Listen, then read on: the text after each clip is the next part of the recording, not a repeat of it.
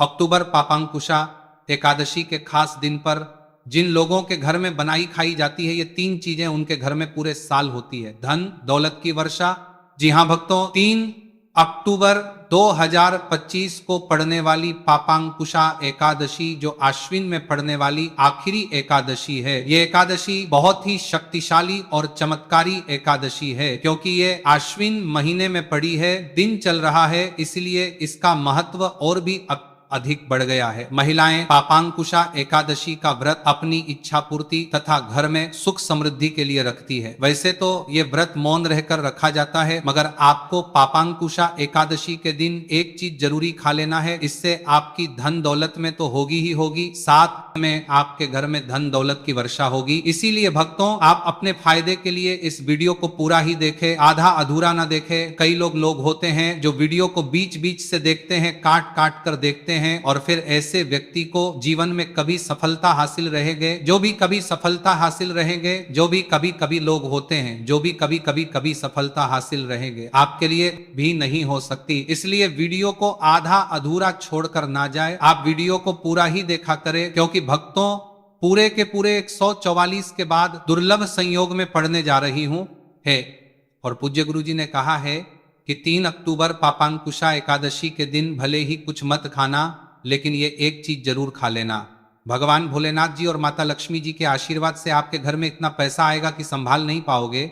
साथ ही दोस्तों, हम आपको ये भी बताएंगे कि आप कुछ भी हो जाए, लेकिन 3 अक्टूबर पापांकुशा एकादशी पर ऐसा भोजन घर में भूलकर भी मत बनाना, और ना ही उसे खाना, पूरा घर परिवार हो जाएगा। साथ ही भक्तों, इस वीडियो में जानिए 3 अक्टूबर पापांकुशा एकादशी पर ऐसा क्या खाना चाहिए जिससे कि आपके जीवन में भगवान भोलेनाथ की कृपा प्राप्त हो।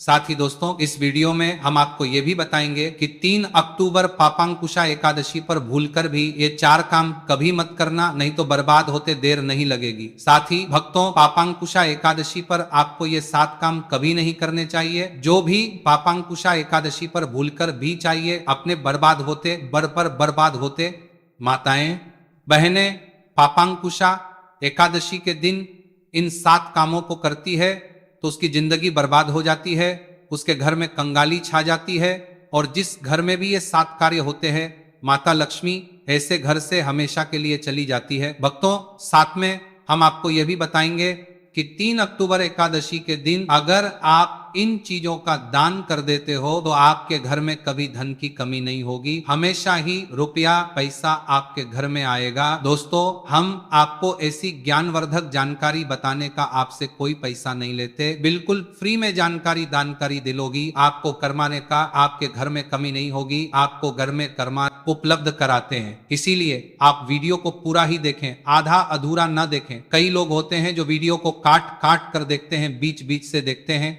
और फिर ऐसे व्यक्ति को जीवन में कभी सफलता हासिल भी नहीं हो सकती। इसलिए वीडियो को आधा अधूरा छोड़कर ना जाएं, आप वीडियो को पूरा ही देखा करें। चलिए भक्तों, अब हम जान लेते हैं कि 3 अक्टूबर पापांकुशा एकादशी के दिन कौन सी चीज जरूर ही खाने के लिए लेना चाहिए, फिर आपको करोड़पति बनने से विधाता ये नहीं रोक पाएगा भक्तों, क्योंकि भक्तों 144 वर्षों के बाद पापांकुशा एकादशी ऐसे शुभ समय में पड़ने जा रही है, और पापांकुशा एकादशी हिंदू धर्म के लोगों के लिए सबसे श्रेष्ठ मानी जाती है। और भक्तों, इस दिन किया गया कोई भी उपाय कभी भी निष्फल नहीं जाता, बेकार नहीं जाता, मतलब हमेशा लाभ ही लाभ प्रदान करवाता है। चलिए भक्तों, सबसे पहले हम आपको पापांकुशा एकादशी की थोड़ी सी जानकारी दे देते हैं। भक्तों, इस बार 2025 में पापांकुशा एकादशी को लेकर लोगों के मन में कंफ्यूजन की स्थिति बनी हुई है कि यह व्रत किस साल पर करने के लिए दिन रखा जाएगा, 3 अक्टूबर कैसे किया जाएगा, शुभ मुहूर्त क्या रहेगा, इस दिन क्या खाना है और क्या नहीं खाना है। इस वीडियो में हम आपका सारा कंफ्यूजन दूर कर देंगे। बस आपको संपूर्ण के लिए इस वीडियो को पूरा देखना होगा। और भी बहुत सारे लोगों के प्रश्न आ रहे हैं कि पापांकुशा एकादशी पर हम पवित्र नदियों में स्नान नहीं कर सकते तो क्या करें, पहली बार ये व्रत कर सकते हैं या नहीं। वर्ष 2025 में ये पर्व 3 अक्टूबर शुक्रवार को मनाया जाएगा। इस दिन श्रद्धालु पवित्र नदियों में स्नान करते हैं और दान पुण्य आदि करते हैं। इस अवसर पर पितरों के तर्पण, पिंड दान और श्राद्ध जैसे कर्म भी किए जाते हैं। पापांकुशा एकादशी के दिना संगम में स्नान और दान करने विशेष में इस समय इस सर्व पित्र में दान करने का विशेष में महत्व होता है, जिससे भगवान विष्णु की कृपा प्राप्त होती है। इस साल एकादशी के दौरान इस दिन का महत्व और भी बढ़ गया है, क्योंकि ऐसा शुभ दिन पापांकुशा एकादशी के दिन पड़ रहा है। धार्मिक परंपरा के अनुसार इस दिन पितरों के लिए दीपक जलाने का विधान है। पितरों के लिए दीपक जलाना धार्मिक रूप से अत्यंत शुभ माना गया है। यह कर्म उनकी आत्मा की शांति के लिए आवश्यक होता है और वंशजों को उनके आशीर्वाद की प्राप्ति होती है। भक्तों, चलिए सबसे पहले हम आपको बता देते हैं कि पापांकुशा एकादशी की सही डेट टाइम क्या है।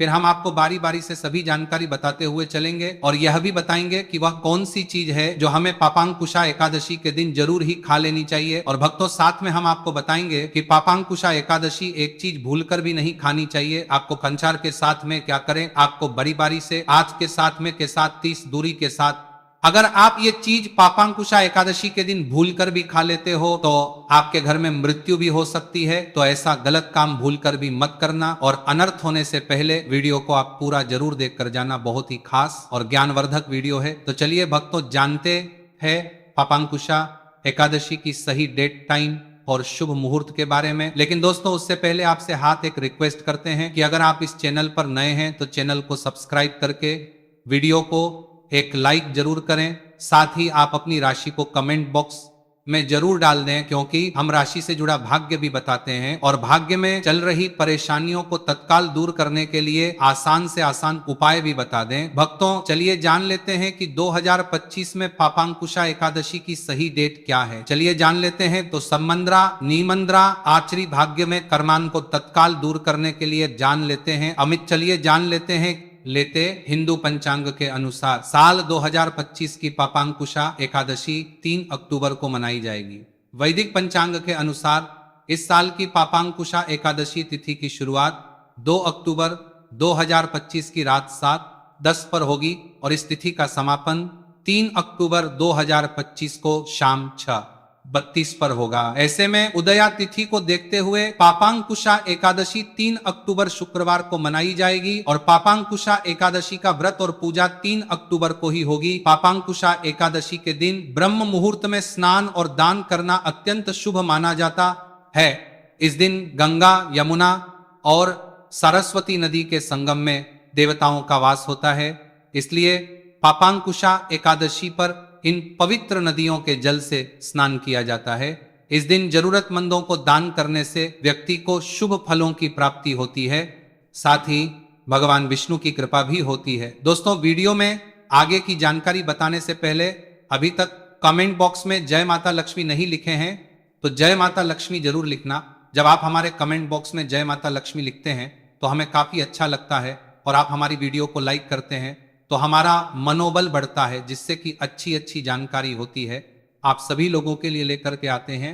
चलिए भक्तों, अब हम आपका समय बर्बाद ना करते हुए जान लेते हैं कि पापांकुशा एकादशी के दिन किन चीजों का दान जरूर करना चाहिए, क्योंकि पापांकुशा एकादशी के दिन किया जाने वाला दान से भी बड़ा दान माना जाता है। चलिए भक्तों, अब हम जान लेते हैं कि पापांकुशा एकादशी के दिन किन चीजों का दान हमें जरूर करना चाहिए। तो भक्तों, पहली चीज है चावल का दान। धार्मिक मान्यता के अनुसार पापांकुशा एकादशी के दिन चावल का दान विशेष रूप से शुभ माना जाता है। चावल अन्न का रूप होता है और यह है कि चावल का दान करने से घर में समृद्धि आती है और जो व्यक्ति दान करता है वह अपने जीवन में धन की कमी से मुक्त हो जाता है।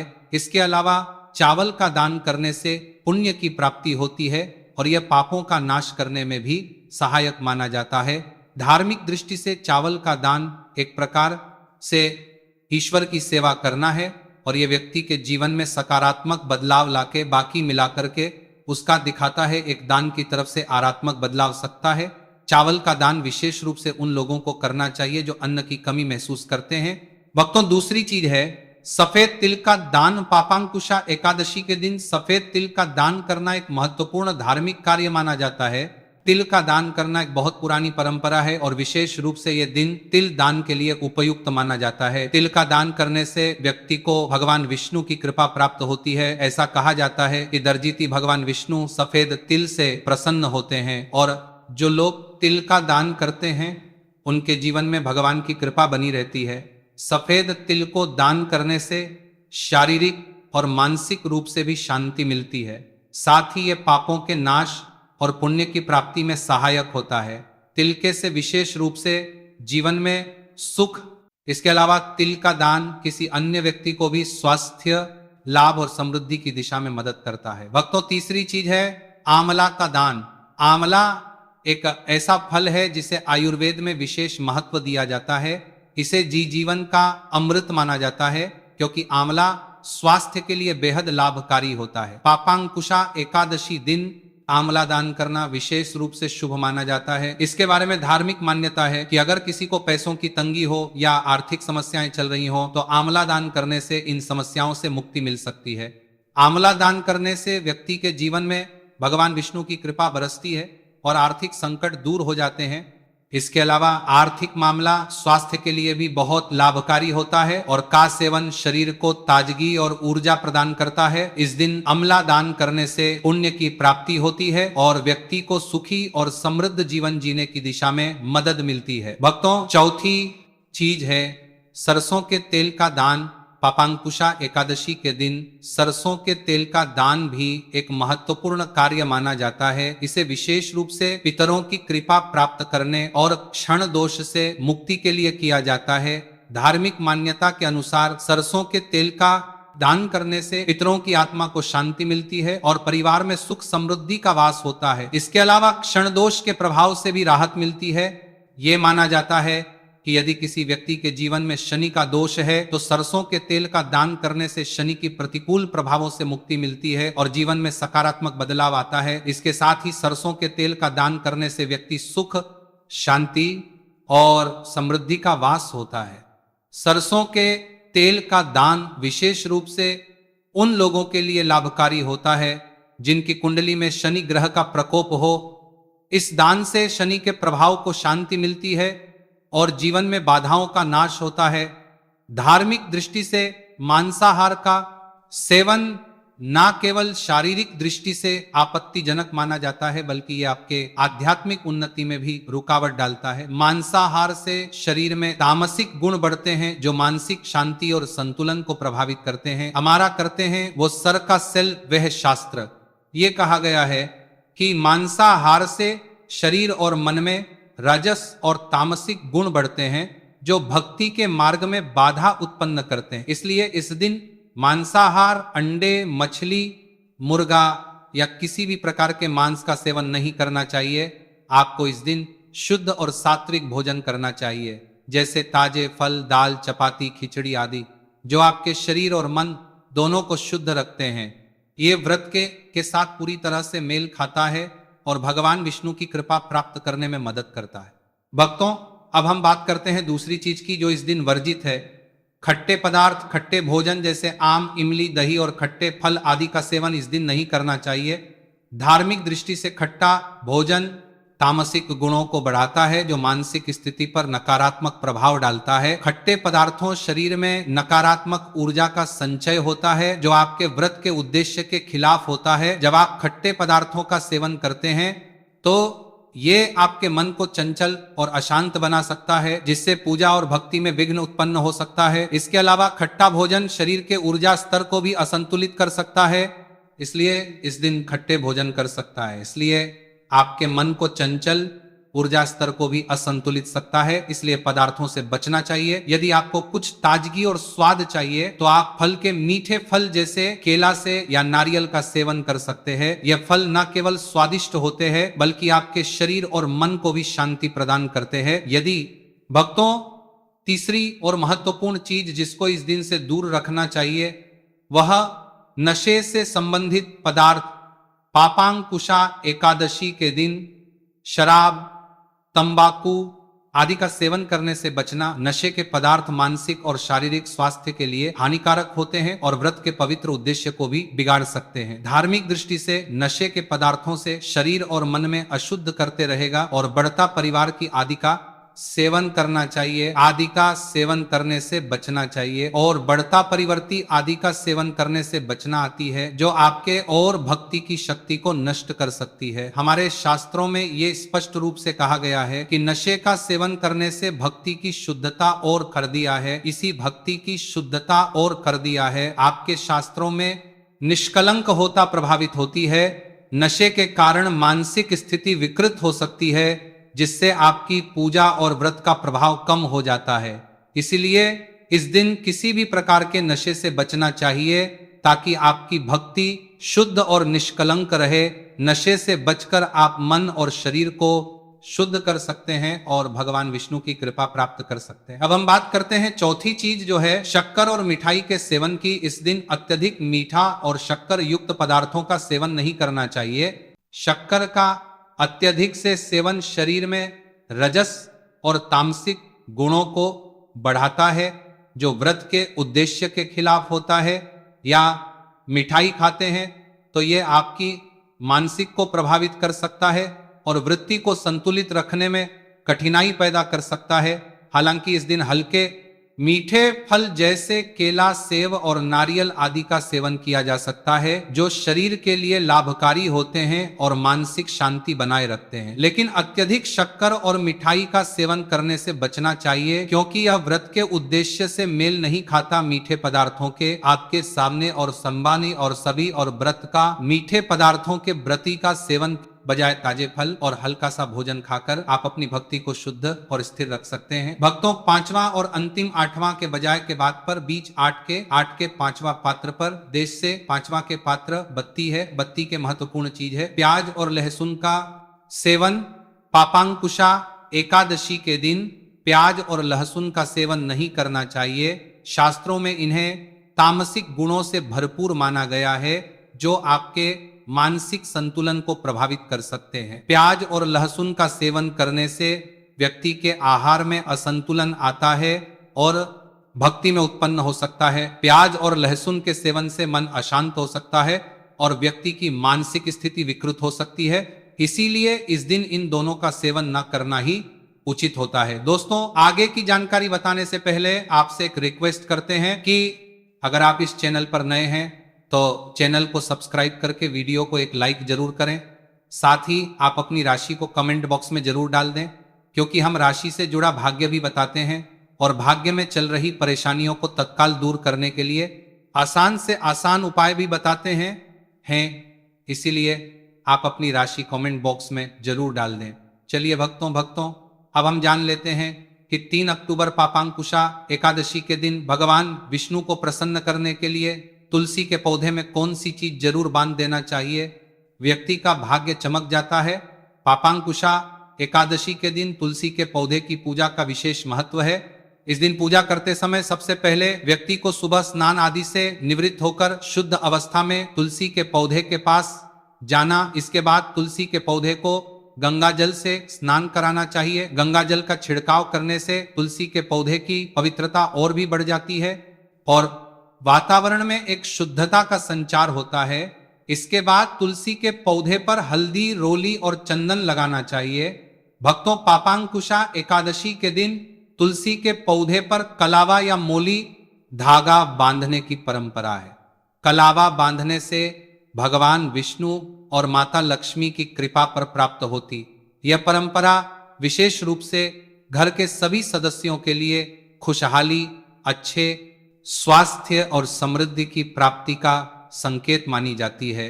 कलावा बांधने से परिवार में सुख, शांति और समृद्धि का वास होता है और यह पूरे परिवार के लिए एक सुरक्षा कवच के रूप में कार्य करता है। कलावा को बांधते समय व्यक्ति को विशेष ध्यान रखना चाहिए कि वह इसे श्रद्धा और विश्वास के साथ बांधे। इससे घर में नकारात्मक ऊर्जा का प्रवेश नहीं होता, सकारात्मक ऊर्जा का संचार होता है। साथ ही यह व्यक्ति के जीवन में एक नई ऊर्जा का संचार करता है, जो उसके कार्यों में सफलता और समृद्धि लाती है। भक्तों, पापांकुशा एकादशी के दिन तुलसी के पास मीठे भोग जैसे गुड़, तिल और फलों का प्रसाद अर्पित करना चाहिए। ये भगवान विष्णु के प्रति श्रद्धा का प्रतीक माना जाता है। गुड़ और तिल का विशेष महत्व है क्योंकि ये भगवान विष्णु के प्रिय पदार्थ है। गुड़ का सेवन के लिए फायदेमंद होता है और तिल के साथ इसे अर्पित करने से विशेष पुण्य की प्राप्ति होती है। गुड़, तिल और फल अर्पित करने से घर में समृद्धि और धन की वृद्धि होती है। ये मान्यता है कि इस दिन भगवान विष्णु को यह भोग अर्पित करने से उनके आशीर्वाद से व्यक्ति के जीवन में दरिद्रता और परेशानी दूर होती है, आपके बुढ़तिल होती है और खुशहाली का वास होता है। तो दोस्तों, ये थे पूज्य गुरु जी द्वारा बताए गए कुछ बहुत ही खास। अगर आपको जानकारी अच्छी लगी हो तो वीडियो लाइक करिएगा। मिलते हैं फिर एक नए वीडियो के साथ। श्री शिवाय नमस्तु भयम।